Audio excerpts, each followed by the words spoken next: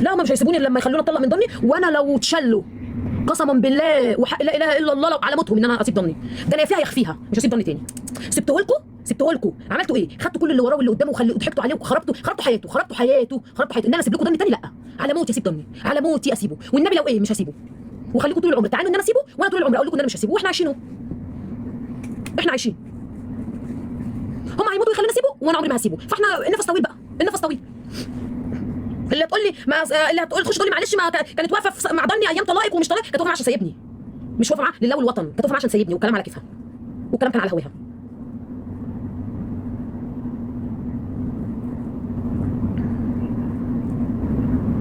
وعشان كان بيصرف وكان بيجي له دعم من الناس اللي بتكرهني، كل الناس اللي بتكرهني وقفت في صف ضني وبعتوا له فلوس، بلا اقسم بالله ضني لامم فلوس، الناس كانت بتبعت له فلوس اللي هو هدايا يعني، مش اللي هو ايه عشان انت سبت، بس الناس دي كانت بتكرهني، ويوم ما انا فكرت ارجع له قالوا له ما ترجعلهاش وانا بعت لك فلوس تجيب عربيه، وهو قال لهم لا ارجع لها، وعملوا له قلت له قال لهم في 60000 داهيه، في 60000 داهيه، وكانوا بيشجعوه وهنقف جنبك ونجيب لك سياره ونجيب لك طياره ونجيب لك مركب ونجيب لك ونجيب لك ونجيب لك وياما نجيب لك ونعمل لك ونعمل لك والدنيا كانت مراجيح، والدنيا كانت مراجيح.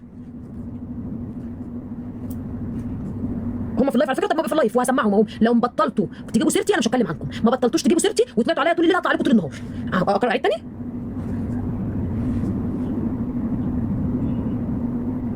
واختارنا انا في الاخر، وده ولعهم برضه بعد اللي عملته فيك، بعد وكانوا ايه ده او ماي جاد ما شاء الله هترجعوا.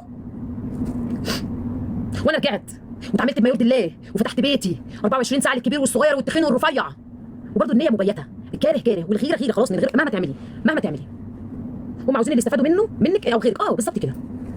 الناس بقى اللي واقفين معاهم دلوقتي هم الناس اللي كانوا واقفين مع ضني في طلاقي. الغيره بتعمل قلب، الغيره بتولع، شد الطرح قلبي اهو عشان تشوف الترجمه.